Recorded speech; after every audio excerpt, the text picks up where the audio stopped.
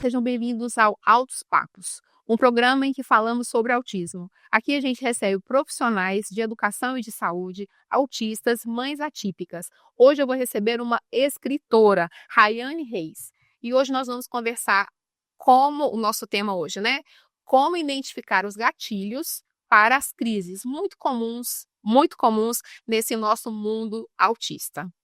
Seja bem-vinda, Rayane, um prazer tê-la aqui. E hoje eu vou começar pelo livro. Eu achei super sugestivo o livro. O tema do seu livro é "O mundo não vai mudar porque seu filho tem autismo". Vamos começar então sobre o livro? Vamos falar. Obrigada pelo convite, muito feliz em estar aqui podendo conversar um pouquinho, orientar e também contar a minha história com o autismo. Por que desse livro? Então, a ideia do livro surgiu a partir das crises que a minha filha dava. A minha filha entrava em crise todas as vezes que o caminhão do lixo passava. Pelo barulho? Pelo barulho do caminhão. E aí eu pensei, gente, mas não tem o que fazer, tem alguma coisa que eu possa fazer? E se eu tivesse o telefone do presidente, eu ligasse para ele, não teria como fazer o caminhão do lixo parar de circular. Então daí veio a ideia, o mundo não vai mudar porque a minha filha era autista. Eu tive que promover a mudança, fazer o processo de sensibilização. Então a mudança está nas pessoas, não está ao nosso redor no mundo. E qual a idade da sua filha?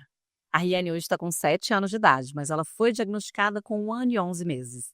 E isso você percebeu do caminhão com qual idade? Por volta de 1 ano e meio, ela já iniciava essas crises. E o que você fazia com ela dentro de casa quando ela começava a ter crise? Pegava no colo, achava que estava sentindo dor, andava com ela pela casa. No início eu não sabia o que era, até eu descobri que estava acontecendo sempre 3 vezes na semana, que era o período que o lixo passava. E aí aconteceu com barulho de moto, com outros barulhos. Então eu passei a identificar que aqueles barulhos estavam causando um certo medo nela, né? Mas, no início, quando eu não sabia o que fazer, eu pegava no colo e ficava desesperada, andando de um lado para o outro, sem saber o que fazer, tentando acalmar, abraçando ela, até começar a entender sobre o assunto para ajudá-la. E quando foi que você buscou o diagnóstico dela, então? Você percebeu, então, o primeiro sinal que ela demonstrou foi essa hipersensibilidade auditiva. Então, esse para mim ainda não era um sinal. Para mim, o que mais me preocupava era a fala. Ela tinha um atraso de fala muito grande, então ela não falava, não se comunicava, era uma criança muito quietinha, ficava muito no colo, uma criança muito boazinha. Então a minha maior preocupação era a fala, que foi o principal sinal para que eu pudesse buscar o diagnóstico. Aí depois do diagnóstico a gente descobriu as outras questões que ela tinha, outros sinais de autismo também. Mas a fala foi o principal ponto. Que até então você nem sabia que era sinal de autismo, você achava que era uma característica da sua filha.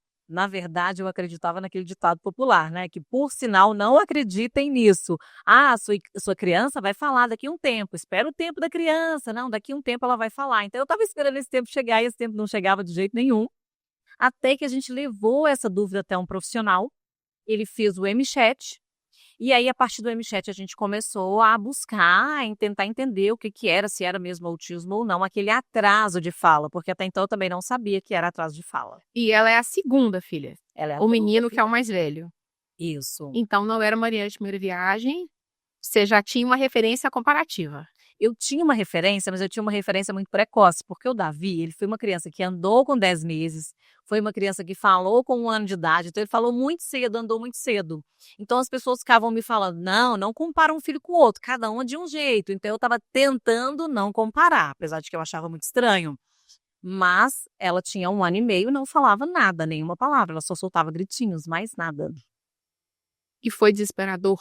Muito desesperador. Como foi essa aceitação, esse momento de luto seu? Então, depois que eu recebi o diagnóstico com 1 ano e 11 meses, né, por mais que as notícias eram muito boas, né, quando se fala em intervenção precoce, eu não entendia sobre o assunto e para mim o mundo caiu, desabou. Assim eu fiquei uma noite inteira sem dormir, chorei muito, me senti muito mal, porque a gente se sente culpada, a gente às vezes acha que foi um remédio que você tomou na gravidez, ou que foi uma inflamação, ou que foi qualquer coisa que eu poderia ter feito, mas desde aquele processo, eu passei a entender que ou eu fazia alguma coisa, ou eu continuava reclamando e chorando. Então eu decidi, desde o primeiro dia de diagnóstico, buscar fazer algo a respeito. Então eu comecei a buscar os profissionais, porque na minha cabeça só os profissionais formados dentro daquela área poderiam fazer alguma coisa. Então eu comecei a buscar os melhores profissionais para levar ela para iniciar a intervenção. Aí iniciou as intervenções e você percebeu diferença? Você aguardou um tempo para ter a resposta? Como que você agiu com ela dentro de casa? Então, como eu iniciei a intervenção no modelo Denver, né, na ciência ABA, modelo Denver de intervenção precoce, nele aplica que os pais têm que participar do processo. Aí eu comecei a estudar para poder aplicar junto. Então, 3 meses a gente iniciou, fez a primeira avaliação.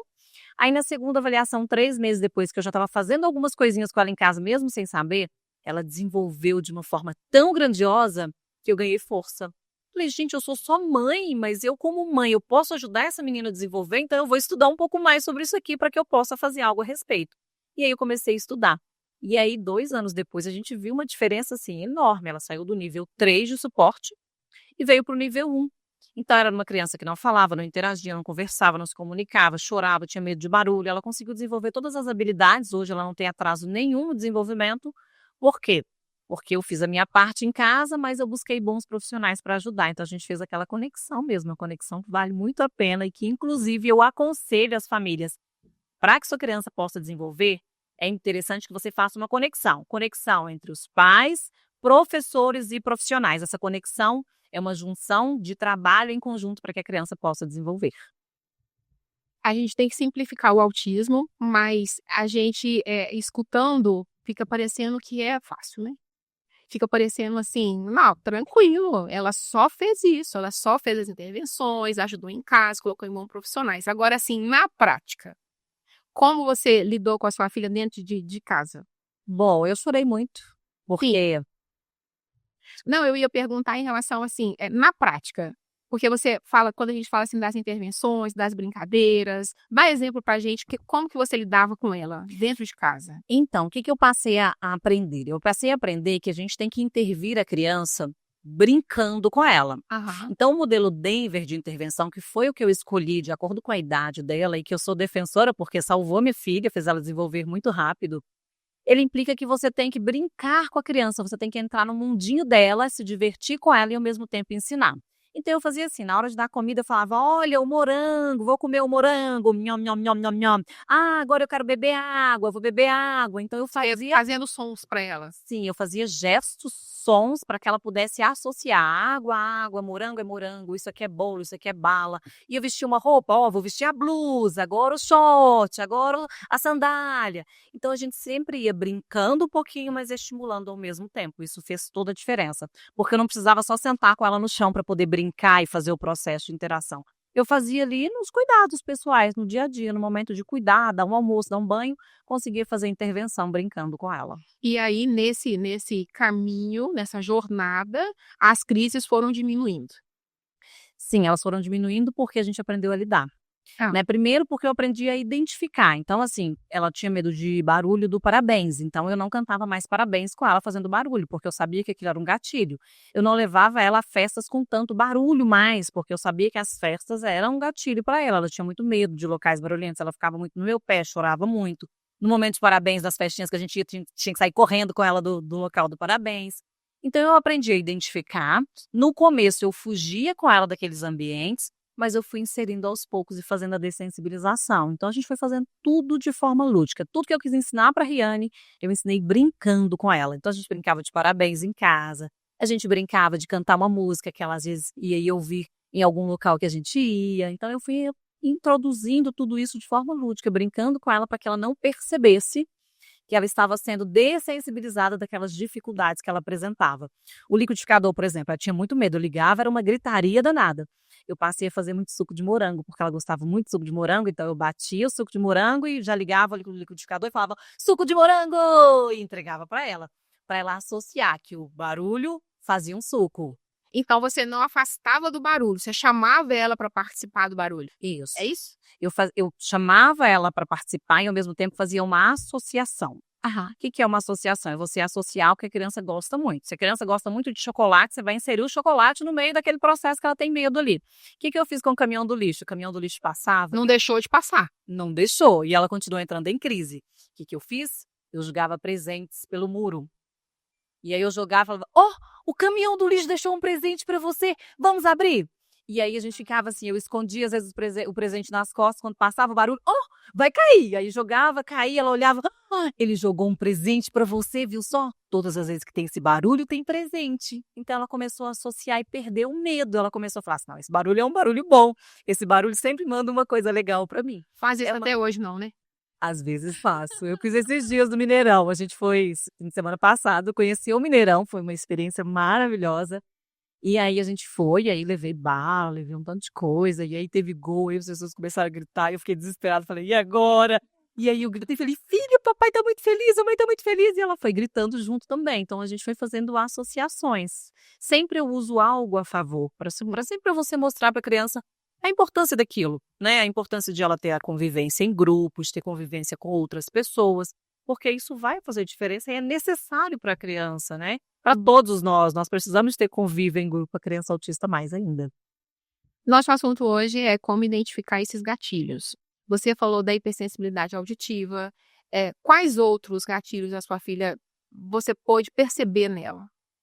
Porque você falou dois sinais de autismo, né? Hipersensibilidade auditiva e a dificuldade, né? O atraso na fala. Quais outros gatilhos você percebia nela antes das crises? Alteração sensorial. Então, às vezes, a criança tem uma sensibilidade, né? Então, às vezes, textura, o tipo de tecido que você coloca na criança pode levar à crise, porque às vezes o tecido pra gente tá super normal, mas aquele tecido tá incomodando a criança. Etiqueta da roupa, eu tinha que cortar todas as etiquetas, porque etiqueta é algo que incomoda muito. O barulho, né, foi algo que incomodou muito ela. A alimentação, dependendo do cheiro do alimento, pode provocar uma crise na criança, porque se ela tiver uma hipersensibilidade, por exemplo, ela vai sentir o cheiro muito mais forte do que a gente costuma sentir. Então, aquele cheiro pode incomodar. Outro momento que ela entrava muito em crise era sempre que eu levava ela para um ambiente desconhecido. Então, assim, eu não sabia fazer antecipação, e eu levava ela para ambientes e achava que estava tudo certo. A festa junina, por exemplo, da escola, a gente decidiu colocar ela para participar. Aí a escola perguntou se queria, eu falei, não, quero, coloca minha filha, leva ela, vou já alugar o vestido. Aluguei o vestido, coloquei no dia, foi meia hora para colocar o vestido, porque era um vestido com um tecido super diferente que ela nunca tinha testado. Levei para a festa. Ela chorou muito na festa, não quis ficar, enfim. Só depois que eu descobri que lá tinha barulho, muitas pessoas, um ambiente diferente, um ambiente desconhecido, tudo isso gera crise na criança, porque ela não sabe o que fazer com aquela situação, com aquele ambiente, né? Ouvir não gera muita crise. Porque geralmente a gente fala não, só quando a criança está fazendo uma bagunça ou algo que não pode pra gente, mas pra ela é algo muito divertido, né? Então, às vezes, a criança tá pulando em cima do sofá e tá adorando aquilo ali. E aí a gente já chega aí, não pode pular no sofá. Então a criança fala, eu tava brincando aqui, me divertindo, minha mãe me tirou. Então ela vai sempre associar o não a algo muito ruim. Isso faz com que ela entre em crises também.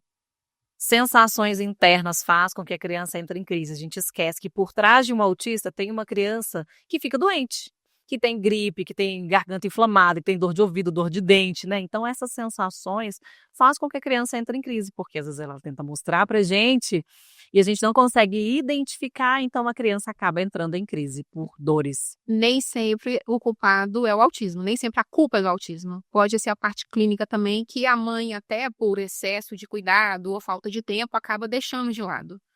Exatamente. E o ambiente também, né? O ambiente ele favorece ou desfavorece muito. Então, por exemplo, se a sua criança tem uma dificuldade visual, ela prefere coisas mais neutras. Se você leva ela em um supermercado, ela vai entrar em crise, porque é muita coisa ao mesmo tempo para ela identificar. Muitas imagens, muitas pessoas. Então, o ambiente também faz com que a criança entre em crise. Você falou sobre antecipação. Como as mães podem fazer? Como a gente fala muito de mãe, né? Eu queria muito falar para pai, gente, eu queria falar só pai, mas a gente fala muito de mãe. Em relação aos cuidadores, como fazer essa antecipação? Porque você quer levar uma criança no shopping, não vai levar antes para mostrar como que é o shopping para ela não ter crise. Quer levar no jogo de futebol, você não vai levar antes no Mineirão para mostrar como que é um estádio. Como trabalhar essa antecipação em relação a ambientes, então?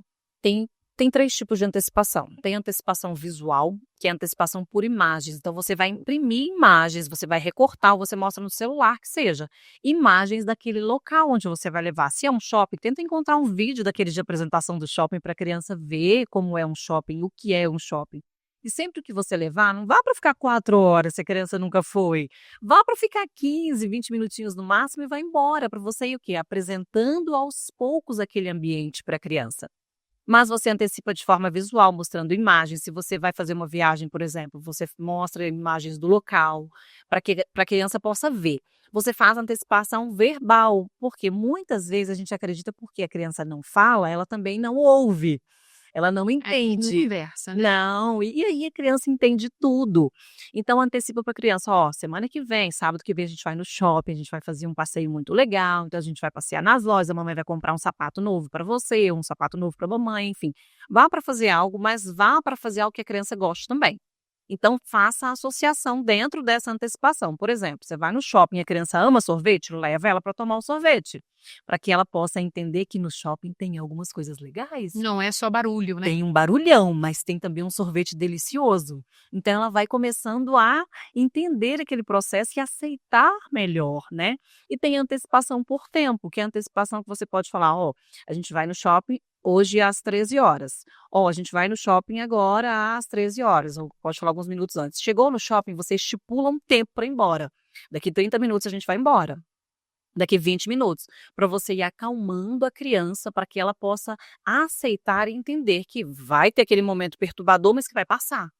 Então ela vai se acostumando com esse processo. Nas primeiras vezes vai demorar um pouquinho para acontecer, às vezes não acontece nas primeiras vezes, mas você vai treinando, treinando, treinando até que a criança compreenda e entenda que todas as vezes que você falar que vai acabar. E ela vai se acalmando e conseguindo participar melhor. Acaba que as mães deixam de sair com as crianças, é o que você falou, você vai tentar uma vez, 2, 3, 10, até que a criança acostuma com aquele local. As mães deixam de brincar nos parquinhos, porque vai ter problema, porque tem o olhar reprovador, porque a criança vai chorar, vai sofrer bullying. Agora, o que eu ia falar, tem um local que é assim, como diz o mineiro, é batata por uma crise, que é a igreja. Você leva sua filha na igreja, Sim, eu e levo. como que as mães podem identificar, como que as mães podem lidar com as crianças dentro da igreja? Porque a mãe, do mesmo jeito que ela deixa de levar no parquinho, ela deixa de levar no shopping, na casa da melhor amiga, ela também deixa de levar à igreja. Sim. Igreja, todo mundo quer o silêncio. Como lidar com crises, como perceber essa crise em um ambiente que as pessoas esperam mais silêncio. Ó, deixa eu pegar o material. Fica à vontade, eu sei que você trouxe várias coisas aí, pode ficar à vontade para ilustrar, tá? Esse veio aqui na hora boa. Então, que acontece? Antes de você levar a criança para a igreja, acontece muitas crises na igreja, porque a mãe chega e joga a criança na igreja. Já chegou a primeira vez e não teve nenhuma antecipação. Então eu gosto de mostrar, eu faço essa aqui é a antecipação que eu fiz para minha filha, que é a antecipação da igreja, que é uma rotina na igreja. Então o que a gente faz com essa rotina? A gente mostra todo o passo a passo que vai acontecer. E um outro ponto importante é não deixar essa criança ociosa 2 horas, 1 hora e meia, porque a criança não vai conseguir ficar. Às vezes nós adultos temos dificuldade, né, às vezes a gente se perde. Adulto não fica quieto, acaba que pega o celular e é desrespeitoso isso, né? É verdade, ou às vezes vai tomar uma água, vai no banheiro dar uma volta, então sempre dá um jeitinho de dar uma volta. A criança que não tem maturidade emocional tem que ficar 2 horas sentada, ela não vai conseguir ficar. Então eu sempre gosto de levar alguns itens, por exemplo, massinha de modelar, bloco de montar, brinquedos que não façam barulho e brinquedos que a criança possa sentar e ficar quietinha ali colorindo, ou encaixando, ou amassando a massinha. São coisas que vão fazer com que ela consiga se controlar sentada ali. Então eu sempre carrego a minha mochilinha. Agora que eu fui final de semana para o Mineirão, levei uma mochilinha cheia de brinquedos, não precisou, mas eu levei por quê? Porque se caso precisar, antes da sua criança entrar em crise, você entrega os brinquedos para ela. Porque você sabe que se a criança ficar 2 horas sentada, vai chegar um momento que ela vai estourar. Então, se você já sabe que isso vai acontecer, evita esses comportamentos, trazendo ali algumas outras coisas que sejam alternativas para esse momento. Daí é importante a gente conhecer o hiperfoco da criança, né? Sim. Pode salvar em um momento de crise. Sim, faz toda a De diferença. que maneira? Você pode utilizar, por exemplo, se a criança tem hiperfoco em dinossauro, você pode levar desenhos de dinossauro para ela colorir. Você pode levar os dinossauros dentro da mochila para que ela possa brincar. Você pode usar um pop de dinossauro, até trouxe um aqui. Então você pode usar o pop, você pode usar sempre brinquedos com o item que ela mais gosta, porque ela tem hiperfoco naquilo, ela vai querer brincar com aquilo. Ela vai querer treinar, estudar aquilo. Então facilita todo o processo quando você conhece a sua criança. Deixa eu tirar isso. Eu sou mãe atípica e eu já passei muito aperto em relação a isso. Eu já passei muito aperto. O Gabriel tinha mania de passar embaixo dos bancos, de mexer no microfone, e eu sempre deixava ele. Hoje ele monta Lego, mas aí eu comecei a identificar, e um dos hiperfocos que eu identifiquei do Gabriel foi até em ambiente de igreja, foi o origami. Quando eu entendi que ele gostava de fazer origami, eu falei assim, perfeito. Vou deixar no chão com os papéis e aí, às vezes, hoje ele assiste muito tutorial, né, de origami, mas também tem os livros, né, que tem o passo a passo. Você falou de uma coisa importante que é o conhecimento da mãe, né? A mãe que não conhece o filho, não conhece o hiperfoco do filho, ela vai passar situações mais difíceis, né? Com certeza. Eu falo que o primeiro ponto mais importante é você conhecer quem é essa criança. Eu recebo vários desafios, às vezes, quando eu estou palestrando, que a pessoa fala: vai lá, faz esse menino ficar quieto. Eu falo: não, não faço. Enquanto eu não conhecer quem é essa criança, eu não posso fazer nada. Porque talvez eu vou trazer uma bola para a criança brincar e a criança gosta de carrinho. Então, o primeiro ponto é você conhecer a criança muito bem, melhor do que ela, para que você possa entrar no mundo dela e depois trazer ela para o seu mundo. Mas quando a mãe recebe o diagnóstico, ela passa pela fase do luto. Eu acho que essa negação também atrapalha muito. Ela não quer, eu lido com várias mães, né? Até em grupo de mães mesmo. Ela não quer lidar com a realidade, ela não quer encarar a criança, ela não quer também encarar aquele problema, porque a gente pode romantizar, mas a gente sabe que o autismo é problema. São fofos, mas é problema e é trabalhoso mesmo, a gente não pode romantizar o autismo. E a mãe, às vezes, ela deixa ela tem a dificuldade de aceitar e aí atrasa o desenvolvimento da criança, atrasa as terapias, piora todo o convívio familiar, enfim. E quando a mãe não aceita, não quer conhecer, não quer aprender a lidar com a criança, não quer conhecer as características da criança, isso tudo fica mais difícil, né? Muito mais difícil, né. Então assim, eu falo por mim, eu decidi começar muito cedo, a partir do diagnóstico, mesmo sofrendo.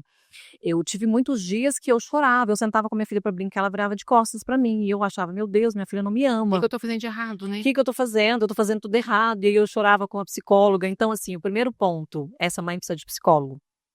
Para mim fez toda a diferença, porque a aceitação é algo muito difícil, a gente não quer que o nosso filho venha com uma deficiência, com um transtorno, com algo que vai dificultar a nossa vida, a gente faz planejamento. Eu planejei que minha filha fosse dançar balé, que ela fosse desfilar, como eu desfilei lá na minha adolescência, então eu fiz vários planos quando eu estava grávida e veio totalmente fora do contexto. Então o que que a mãe precisa? De apoio, essa mãe precisa de um atendimento, mas essa mãe ela precisa entender que quanto mais rápido ela agir, melhores serão os resultados. Eu sou prova viva disso.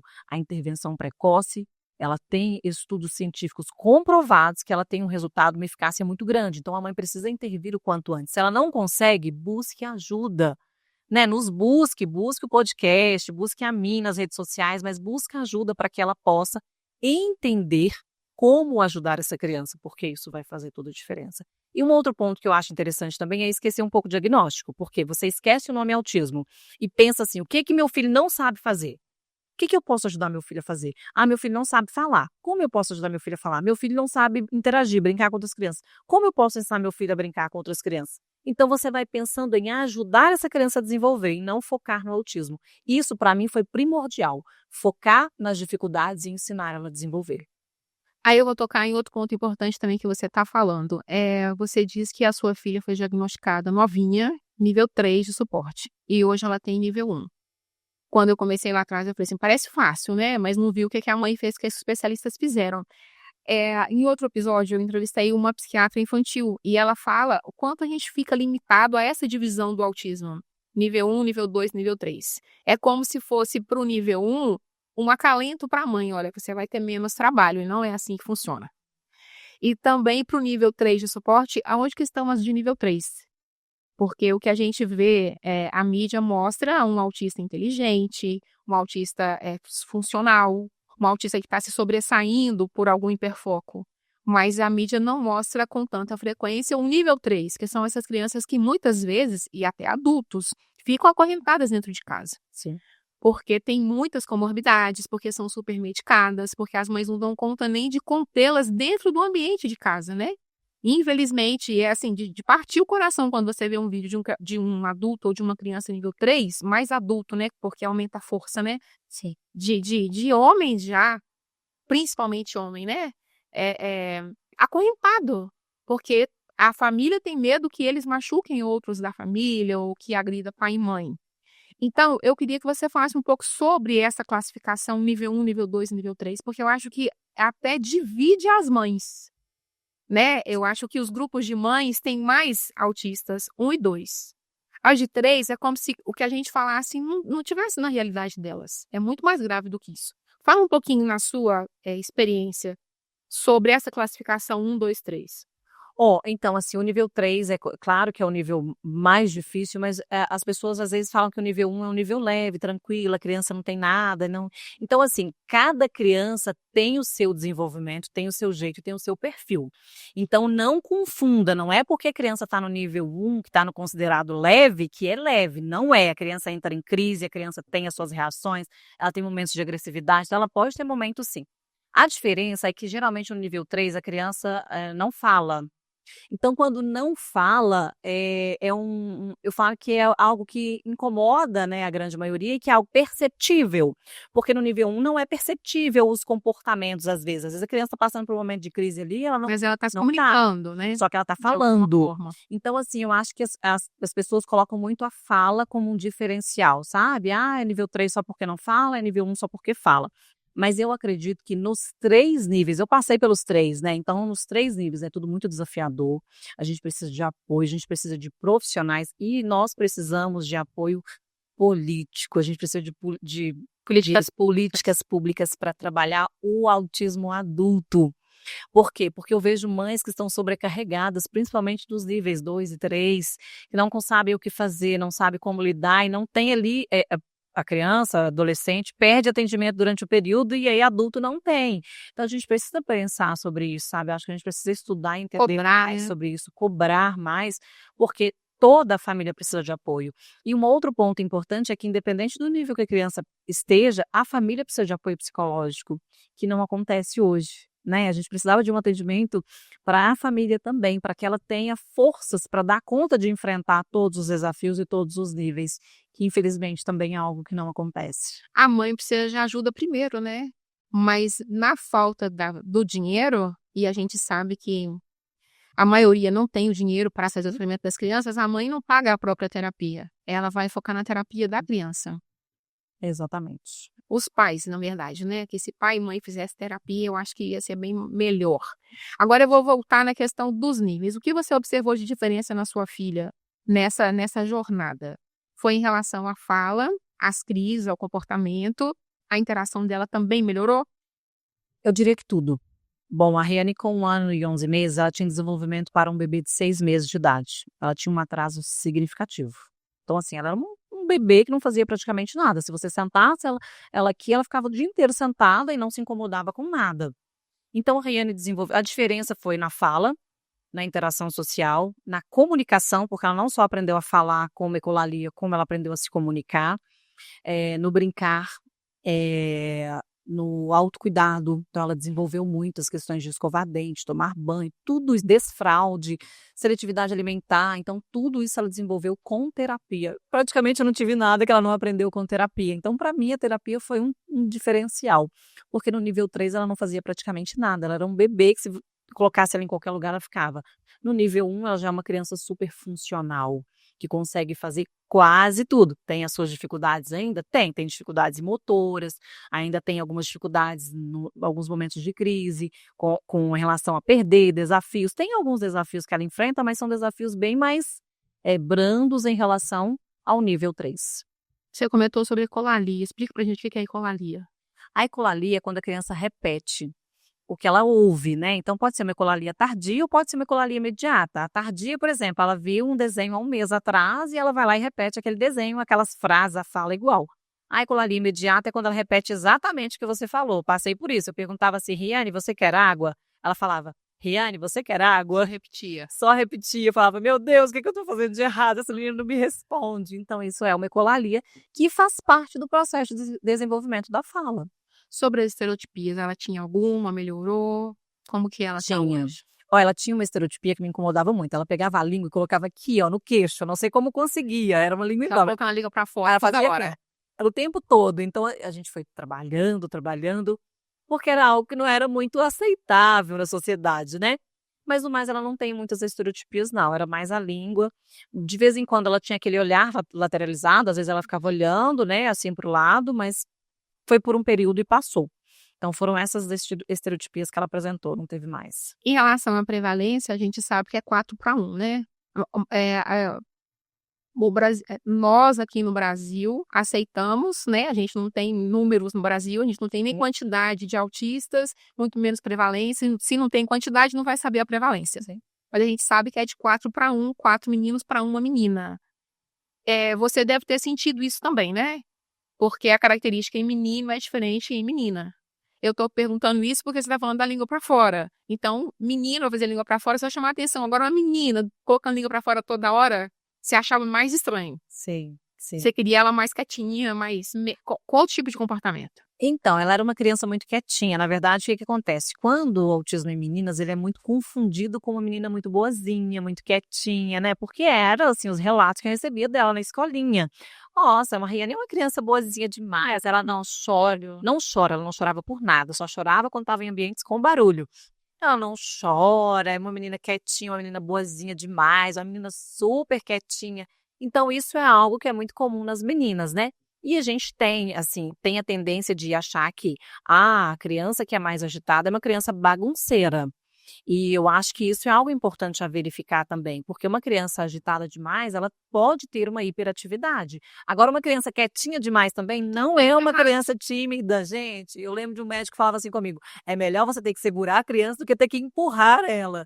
Então, no meu caso, eu tinha dois, um que tinha que segurar, que era muito agitado, e outra que tinha que ficar empurrando. Então, em todos os pontos, eu falo que é importante você entender sobre o desenvolvimento infantil e principalmente observar a sua criança, observar os detalhes na caderneta de vacinação, tem informações que vão te ajudar para que você possa entender se está certo ou se está errado. Eu descobri tarde, mas descobri que lá tem informações que vão nos ajudar em todo o processo de Que maternidade. são os marcos de desenvolvimento, né? O pediatra, eu acho que é de fundamental importância nessa análise. Eu tenho uma amiga que descobriu já tem um tempo, um menino não verbal, nível 3, e ela, assim, ficou possessa com o médico, porque ele sempre foi no mesmo médico, psiquiatra do posto, e quando veio o diagnóstico, ela foi lá querendo matar o médico, tipo, como você não me falou, como você não me orientou, meu primeiro filho, e eu não tinha noção que era dessa forma. E você viu que tinha atraso, e nunca sinalizou.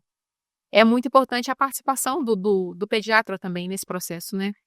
Nós vivemos uma realidade onde não são todos os profissionais que entendem sobre o autismo. Na verdade, a gente tem um percentual bem pequeno de profissionais que entendem sobre o autismo, né? Eu passei por uma situação bem complexa. Quando eu passei pela primeira avaliação com o neuro, a neuro virou para mim e falou que autismo era moda, que minha filha não tinha nada. Já era a próxima pergunta. Já respondi, viu só? Já identifiquei. Então, assim, aí 3 meses depois, ela passou por uma avaliação com especialistas em autismo. Eles me trouxeram um laudo amargo de 8 páginas com quase 30 sinais de autismo que a Riane tinha, com 1 ano e 11 meses. Então, é a falta de conhecimento que faz com que você direcione errado ou não, né? Então, eu sempre falo, se você tem uma pulguinha atrás da orelha, se tem alguma coisa que você percebe que está errado, porque a gente mãe percebe, às vezes a gente não quer aceitar, mas a gente percebe. Então, busque um profissional especialista em autismo para que você não perca tempo ou para que você não ouça, assim como eu, que autismo virou moda. E aí eu fiquei super, super feliz ali. Foi a neurologista, a melhor da cidade, que falou isso. Então, minha filha não tem nada. É só um atrasozinho de fala. E aí, E ainda bem que não era. você seguiu, né? Ainda bem que você procurou ajuda. Sim. Vamos voltar à fatídica fase do autismo tá na moda. O que você acha? Mãe atípica adora escutar isso, né? Mãe atípica adora. Esses dias eu fiz um vídeo falando sobre isso.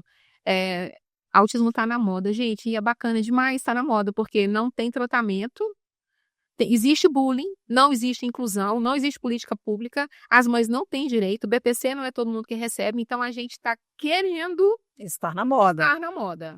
O que você acha disso? Eu acho que se estivéssemos na moda, a gente teria mais atendimento, mais pessoas interessadas no assunto, né? Gostaria de estar na moda para que a gente pudesse ter mais atenção, né? Porque se estar na moda um ditado popular de que tem muitos casos, muitos diagnósticos de autismo, mas a gente tem que pensar que hoje a gente tem formas de avaliar mais precoce, a gente tem informação na mão. Então, hoje, se o seu filho não fala com 1 ano e meio, você já vai pesquisar no Google lá, por que meu filho não fala? O que pode ser? Então, a gente começa a ligar ali o sinal de alerta mais cedo, né? Então, não é que o autismo está na moda, é que as pessoas estão mais informadas e a gente está conseguindo diagnosticar as crianças com autismo mais cedo. A gente está conseguindo diagnosticar aquelas que são nível 1, por exemplo, ou aquelas que são consideradas as boazinhas, quietinhas, educadas, que é autismo, mas porém a gente achava que era outra coisa, ou aquela criança que é muito bagunceira, e aí a gente consegue identificar que é autismo também. Então eu falo que não é moda, é conhecimento, é informação.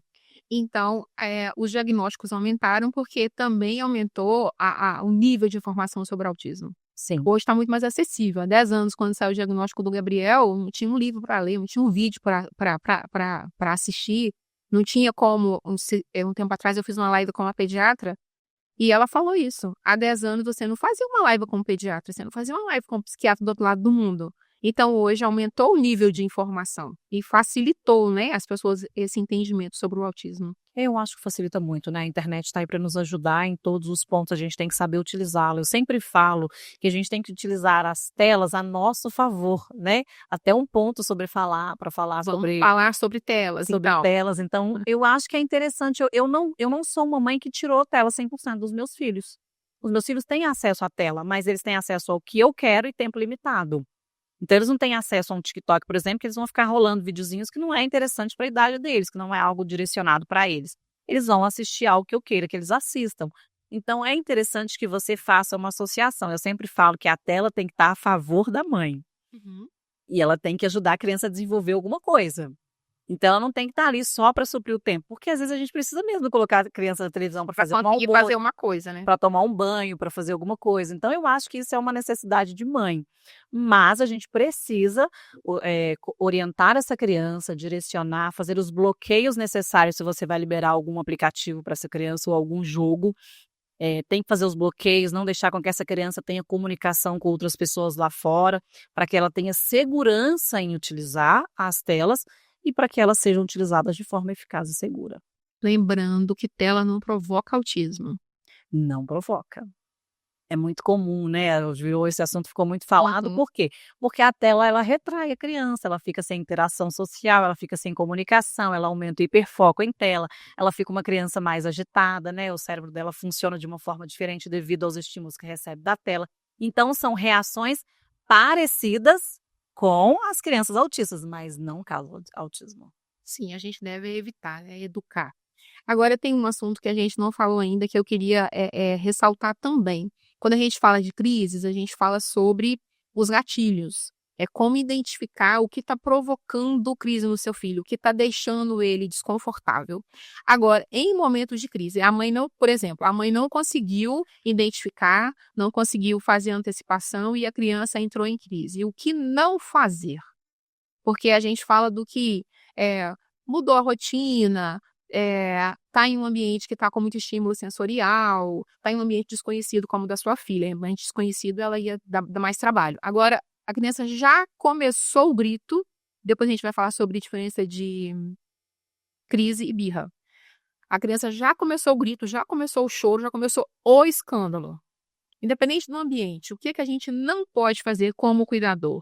A primeira coisa que você não pode fazer é gritar com essa criança. Eu sempre falo que o adulto da relação é você.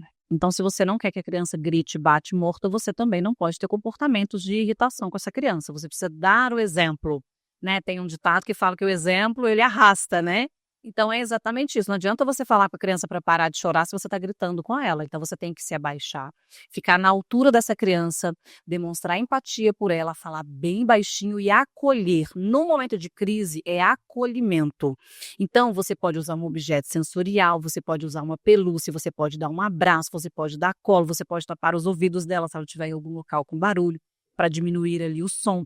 Você pode levar essa criança do ambiente que ela está para um ambiente mais tranquilo. Se estiver no supermercado, por exemplo, vai para o cantinho, para um local mais tranquilo, vai lá para fora. Então, leve essa criança para um outro ambiente e ajude essa criança a se acalmar. Esse é o primeiro ponto. Um outro ponto que você não pode fazer é ficar falando demais. Porque vai entrar no ouvido e sair no outro. Gente, a criança está em crise, ela está nervosa, ela está com raiva, ela está irritada, ela não sabe lidar com essas emoções. É tipo assim, para com isso, só vai piorar. Meu filho, pelo amor de Deus, não faz isso, sua mãe tá passando vergonha. Olha o que você tá fazendo, meu filho, você tá chorando aqui no meu ouvido, não pode parar de chorar, você me incomoda. E, gente, isso não vai adiantar nada. A única coisa que você pode falar são frases curtas. Por exemplo, calma, respira, mamãe tá aqui. Abraço. Ou você pode só respirar no ouvidinho dela para estimular o respirar. Então você respira ali no ouvidinho da criança para que ela possa só ouvir a sua respiração. Abraça, acolhe essa criança se ela aceitar o toque, porque tem crianças que não aceitam. Então você tem que conhecer, por isso é importante conhecer essa criança para você fazer o certo com ela.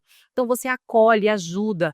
Em caso de agressão, por exemplo, às vezes a criança está ali se debatendo, batendo a cabeça no chão, então você precisa fazer a contenção. Ó, segura aqui a testinha da criança para ela não morder, segura os bracinhos dela cruzados aqui para que ela não possa machucar. Se for preciso, passa a perninha segurando ela, a perna para que você fique sempre de trás. A criança tem que ficar sempre na sua frente, você chega por trás. Porque se você ficar de frente, você vai tomar porrada. A criança está ali, ó, se balançando, ela não vai entender o que é certo e o que é errado naquele momento. Então, fique por trás, contenha essa criança, faça a contenção para que ela possa, para que ela não se machuque e não machuque o outro. E depois acolha essa criança. Então, se for necessário ficar 10, 20, 30 minutos, mas o ideal é que você não fale nada, só respire ou fale calma com essa criança. Agora, você pode treinar uns comportamentos com ela. Se você treinou, por exemplo, ouvir uma música, cantar uma música, você pode utilizar esses recursos nesse momento. Em momentos de crise, se for uma música preferida ou uma música que você percebe que acalma. Sim, sim. Eu uso muito, deixa eu pegar aqui só um minuto. Fica à vontade. A gente também pode, depois eu vou te perguntar em relação à birra, né? Porque a mãe escuta, gente, a mãe escuta assim, tá faltando chinelada, dá um couro nesse menino que passa, isso é falta de pai, isso é falta de autoridade. E a mãe, principalmente a mãe solo, eu passei muito por isso. Eu ficava desesperada, eu falei, gente, todos os problemas do mundo são causados por mim. Eu que não tô sabendo lidar com o meu filho. Até que eu entendi que não, calma. Eu tenho que identificar o que está deixando ele tão estressado para que ele não fique, para que ele não chegue numa crise. Depois a gente vai falar sobre crise Bia. Termina seu raciocínio aí, então. Eu falo que os julgamentos eles sempre vão acontecer, né? Então você em qualquer lugar. É independente. Se você está fazendo de um jeito, vai acontecer julgamento. Se você está fazendo de outro, vai acontecer. Então, o que você tem que fazer? Buscar entender como sua criança se acalma, ensiná-la a se acalmar e fazer o processo, independente da vergonha que você vai passar, porque a gente passa muita vergonha. De qualquer jeito, a gente vai ficar desconfortável, né? É, sempre. Então, o que eu costumo fazer? Esses são alguns materiais que eu fiz. E aí, a primeira coisa que você precisa fazer é ensinar a sua criança a conhecer as emoções. Então, se a sua criança não sabe nem o que é ficar bravo, como que você vai falar? Você tá bravo, meu filho, você precisa acalmar, você precisa respirar. Então, você precisa trabalhar com essa criança através de imagens, na frente do espelho, trabalhar as emoções.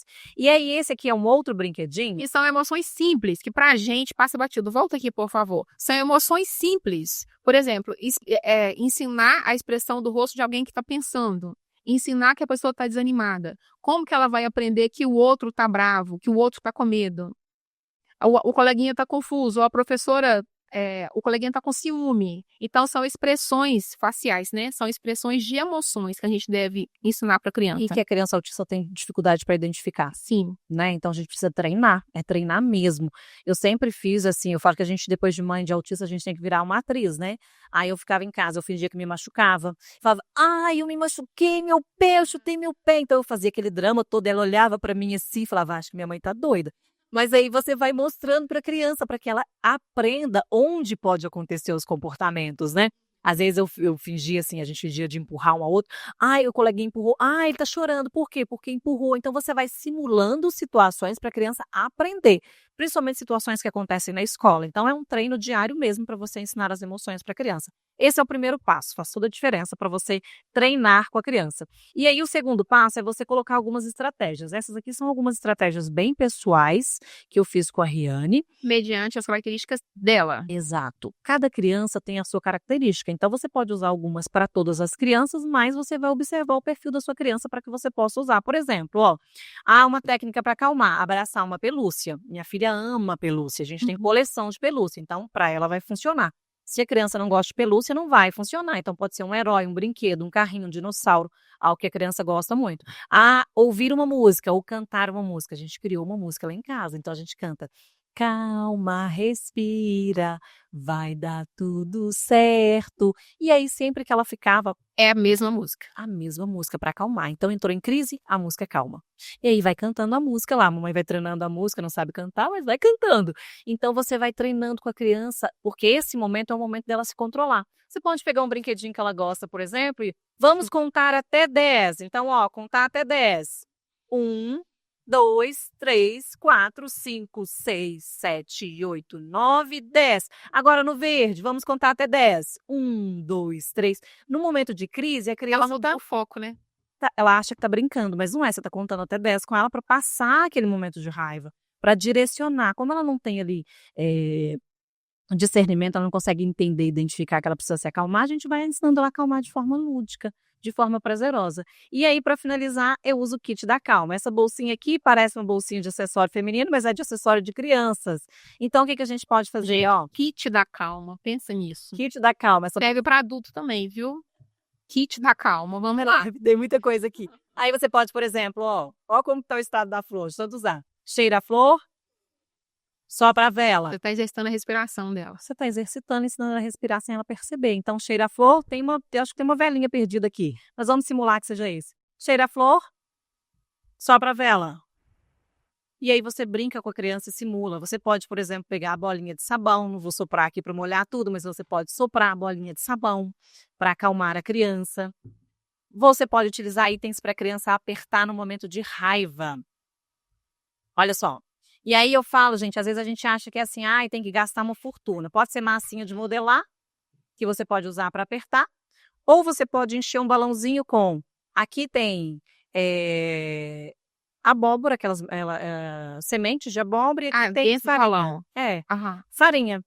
Então, o que você vai fazer? Apertar. Você criou um brinquedo sensorial para ela, é isso? Criei o brinquedo. Aqui a gente coloca porque é um item que se estragar, você enche de novo. Então, a criança que Baratinho. baratinho. Então, tem itens que você tem que comprar ou tem itens que você pode criar em casa. Então, você aperta, e aí a criança, às vezes, que gosta de bater ou que está se debatendo ali, você dá um item para ela apertar. Enquanto ela aperta esse item, ela se acalma. Então, são itens que você vai usar para a criança para que ela possa se acalmar. Então, tem coisas que, por exemplo, tem crianças que precisam de barulho. Aí, esse aqui, ó, vai ser um barulhento. Então, dependendo do gosto da criança. Você pode utilizar, por exemplo, aquelas crianças que são muito inteligentes, o cubo, ela vai ficar girando o cubo aqui, vai conseguir se acalmar.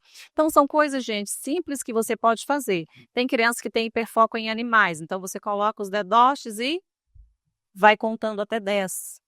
Então, você vai utilizando o kit da calma. Personagens com ela.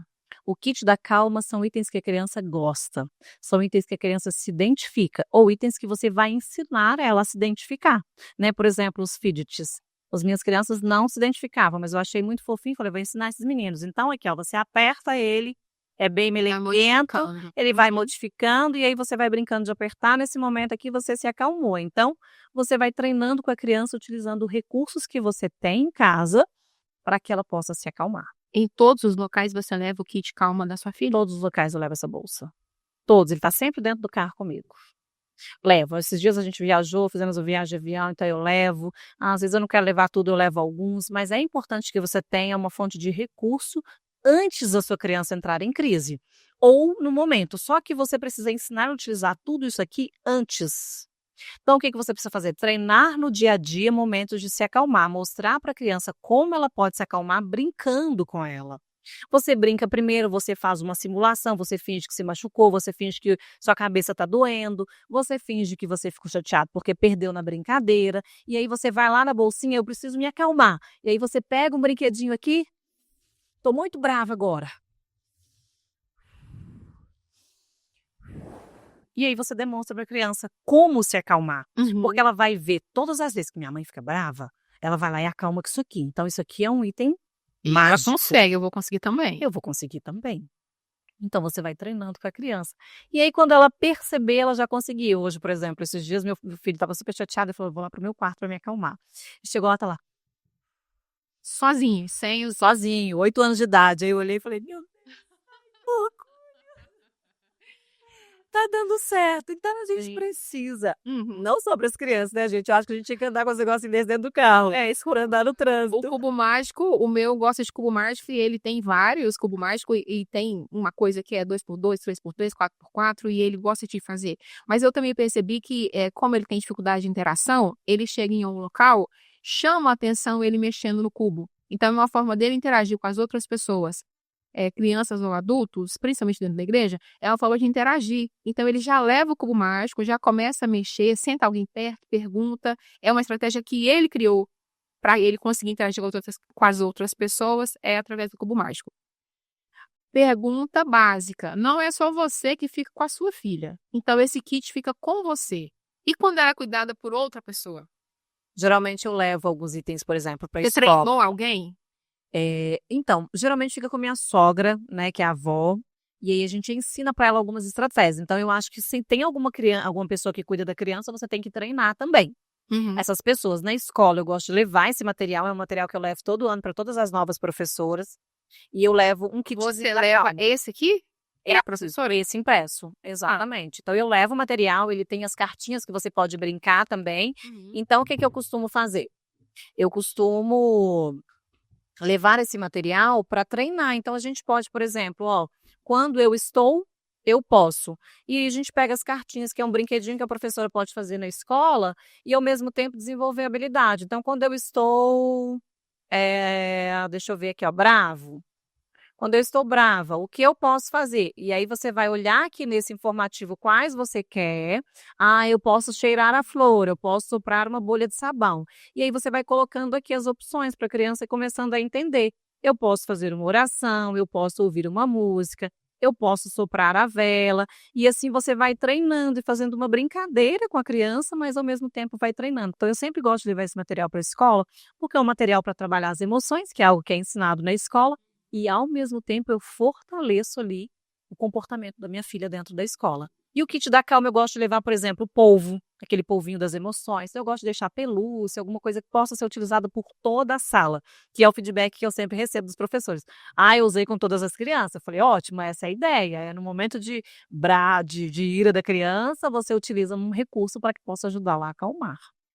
Gente, eu sei que nem todas as mães têm esse recurso, mas eu acho que todas as mães podem ter pelo menos esse aprendizado, né?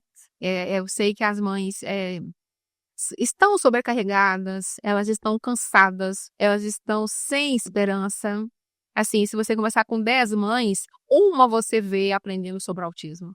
A gente até estava conversando antes de começar o programa, quando a gente organiza evento, os professores, os educadores estão mais preocupados, né? Eles comparecem mais aos eventos do que as mães, mas eu acho que até de forma online as mães podem aprender, né? Quem dera se toda criança autista tivesse uma mãe com uma bolsinha de acalmar, né? Que você chama, como é que é? Kit o calma. kit da calma. Kit da calma. Gente, ficou a dica, né? Agora a gente vai organizar. Vai organizar. Fica aí a dica. Antes de encerrar, eu queria uma coisa muito importante, uma pergunta muito importante. Você consegue já identificar o que é uma crise e o que é uma birra? Muitas pessoas não conhecem. É o que a gente recebe essa enxurrada de crítica quando o menino se desestabiliza, perde, né, o controle emocional e eles perdem muito fácil. Como as mães ou as cuidadoras podem identificar se a criança está no momento de birra ou em um momento de crise? Eu falo que a gente pode fazer um teste. Quer que tire aqui? Podemos. Uhum. Você tem outro material para mostrar? Fica à vontade. Na questão da birra e da crise, o que a gente pode, como a gente pode diferenciar? O que a gente pode fazer? Deixa eu tirar aqui. Pronto, deixar um pouquinho mais organizado. No início é bem difícil a gente identificar, mas um teste rápido que você pode fazer, por exemplo, cada comportamento ele tem uma função. Então, qual que é a função? É a função de ganhar alguma coisa, de ganhar atenção? Por atenção, por exemplo, se a sua criança tá chorando, se jogando no chão, e aí você não sabe se é birra ou se é crise, se você pegou ela no colo, deu atenção, ela parou de chorar, é birra, porque ela queria só um colinho da mamãe. Ela conseguiu o que ela queria, acalmou. Pronto. Agora, se você pegou ela no colo e ela não parou de chorar, é crise. Nem a atenção ou aquilo que você acredita que ela queria, ela ganhou, ela não parou de chorar, é crise. Por exemplo, se você foi no supermercado e a criança começou a chorar querendo uma bala. Você comprou a bala, entregou para ela, é uma birra, ela queria ganhar algum presentinho lá, um docinho. Se você entregou a bala para ela, ela não parou de chorar, é porque era crise. Essa pode ter começado por uma birra, mas se estendeu, ela perdeu o controle emocional e aí virou uma crise. Então, é importante que você conheça as funções do comportamento, porque a criança às vezes faz por fuga, porque ela não quer enfrentar novos desafios, ela faz muito para ganhar alguma coisa. Então, ela quer ganhar o celular, ela quer ganhar uma bala, ela quer ganhar um presente, ela quer ganhar um alimento, ela quer ganhar A própria atenção da mãe, né? a atenção. Então, é uma função do comportamento, né? Tem o controle também, que é uma função do comportamento. A criança quer controlar ali a situação. Então, às vezes, ela está brincando com o brinquedinho. Se você tirou o brinquedinho do alinhamento que ela estava fazendo, ela entra em crise, porque ela começa com uma birra e entra em crise. Por quê? Porque você tirou do local. Se você coloca lá no local e ela parou de chorar, era só uma birra. Então, você vai fazendo os testes até que você vai conhecendo. Geralmente, a crise é um choro mais extensivo, a criança grita mais, a criança Demora começa a mais, né? bater, então ela não se acalma facilmente. Então, às vezes, a criança começou a dar um chorinho de birra, a gente achava, eu no início, por exemplo, achava que era crise. Mas não, gente, as nossas crianças são espertas e elas dão birra o tempo todo para ganhar as coisas com a gente. Então, entender e testar esses comportamentos é importante para que você saiba identificar. Em questão a birra, a criança consegue, em algumas vezes, se acalmar sozinha, né? E na crise, não, ela sempre vai precisar do suporte. Outra coisa que eu queria complementar é a criança autista, ele pode entrar em crise sozinho, porque fica parecendo que a birra é quando tem plateia, né? Precisa de plateia, ela precisa chamar a atenção. Agora, em momentos de crise, a criança pode já amanhecer desconfortável com alguma coisa. Às vezes não tem plateia, não tem gente perto, e a criança já começa a ficar nervosa, já aumentando o nível do estresse. É isso, não é? Sim, às vezes o lençol que ela dormiu, a roupa de cama estava incomodando ela, ela acordou já em crise, porque aquela textura incomodou, ela entrou em uma crise sensorial. Uhum. Então, a crise é algo que a criança não faz de propósito. Geralmente a birra, sim, a criança faz de propósito para ganhar algo em troca. Agora, a crise não, a criança perde o controle, é uma perca de controle emocional. Ela não sabe lidar com aquela situação que aconteceu. Ela não sabe lidar com aquele desafio, ela não sabe lidar com aquela dor, ela não sabe lidar com aquela dificuldade de comunicação. Às vezes você deu um comando, ela não entendeu. Ela entra em crise por quê? Porque ela olha e fala: o que que eu faço? Eu não sei o que eu vou fazer. Não Então, dá ela conta sozinha, né? não dou conta. E aí, às vezes, ela não sabe expressar isso, demonstrar que ela não dá conta, ou até mesmo falar. Então, ela entra em crise por desespero, por não saber. Ou até mesmo por rigidez. Porque às vezes a criança tem uma rigidez cognitiva tão grande que você faz uma pequena mudança ali, às vezes você mudou o jeito de servir o prato da criança, o alimento dela, ela entra em crise. Por quê? Porque não está do jeito que ela sempre recebeu, mudou alguma coisa. Então, essas pequenas mudanças fazem toda a diferença. A gente fala muito em crise e acha que só criança autista entra em crise, né? Mas são crianças que têm a característica da rigidez cognitiva. É um diferencial para o diagnóstico. Mas não são só crianças autistas que entram em crise, né? Não, não. Outras crianças também entram em crise, inclusive adultos, né? Então, acho que todos os seres humanos estão aí, podem entrar em crise. Principalmente crianças com TDAH, com TOD, né? Com outros transtornos também costumam entrar em crise, né? Quando são desafiadas ou quando recebem ali um comando. Então, não é só o autismo que entra em crise, inclusive não é algo que, só porque minha criança entrou em crise é autista. Talvez essa criança entrou em crise sensorial e ela tem só um transtorno sensorial, ela não tem autismo. Então, é muito importante entender e avaliar com calma. A gente precisa encerrar, infelizmente. Com certeza cabe um novo episódio. Em outro momento, quero conversar até outros assuntos com você, né? Pela sua experiência em relação a isso. Para fechar, para encerrar, o mundo não vai mudar porque meu filho é autista. Então, o que eu preciso fazer? Então, a mudança está em mim. A mudança está nas pessoas. Se você quer